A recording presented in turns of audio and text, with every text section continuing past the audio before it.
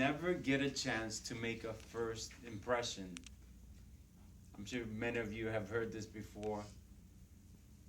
One example I have of that, and it wasn't an interview per se, but I was in the Army at the time.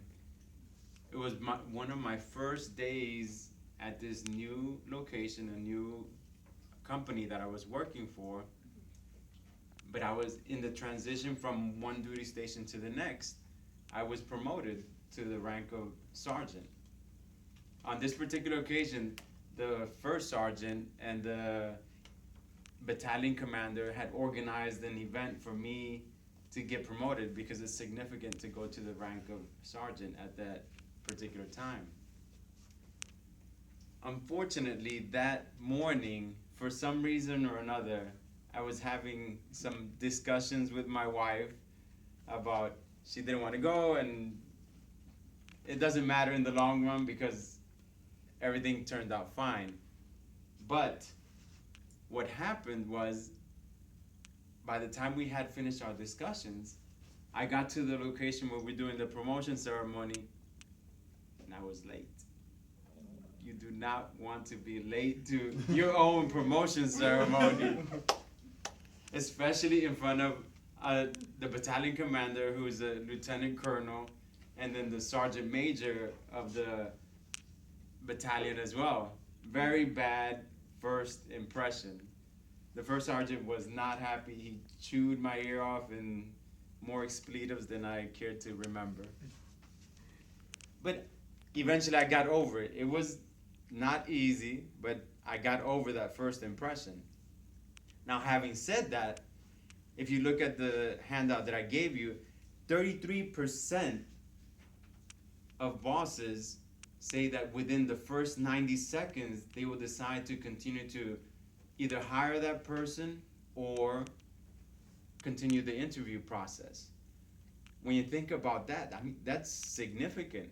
You haven't even spoken, you're just coming in the door. Maybe you're fidgeting with your blouse or your shirt, or you sneeze that as the moment that you come in. But that could make the impression that affects your interview. So you have to think about, when you're preparing for an interview, make sure you're dressed appropriately for the occasion. I've interviewed many people before, I think hundreds over my career. And in a previous company, I had a friend that was also an interviewee. They bring people into a conference room. And on this particular occasion, the gentleman that was the interviewee, he sat down, no problem, and then we come in after that as the interviewer. So he comes in, supposedly a regular interview, but to his surprise, he sees a guy that was dressed in all black clothes, had long sharpened fingernails, had implants on his head, earrings all over, on his lips as well. Now, granted, if we're in a different type of environment, you could probably get away with it. Or if you're non-customer facing. But we were a consulting company that we go out to clients, and his first impression, my friend, was like, I went in there, I was scared. I didn't know what to expect. Imagine the impression that he gave when he saw that person, and the impression that the interviewee gave to the interviewer. Not very good, especially when you're working at a consulting company. Another pet peeve of mine, and I'll touch on this, is 47% have little or no knowledge of the company, and is the most common mistake that job seekers make. When I'm interviewing someone, I expect you to know something about the company you're working for. I mean, why are you going to apply to a company if you don't know anything about the company? And that goes from the very beginning. Let's say you're administrative assistant to higher level of, let's say, project managers. If you don't know anything, I'm going to apply at Atkins, I don't know what you're doing. Do you think Cynthia would hire me? If I don't know what you guys do as an IT person, I come and want to work for Atkins, but I don't know the overall concept of what you guys do. Maybe there's some differences in how I perceive myself inside this company. In one example, a person is working, wants to apply to Planned Parenthood, but if you're against abortion, why are you going to apply there? Those are things that you need to be aware of when you're researching companies as well. Find a lot of information on LinkedIn. There's tons of information out there.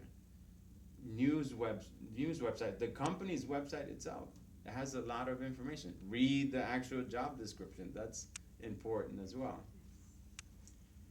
One final point that I wanted to make, and I enjoy this, or I take this in particular to consideration also, or a couple of things, is that failure to make eye contact is important.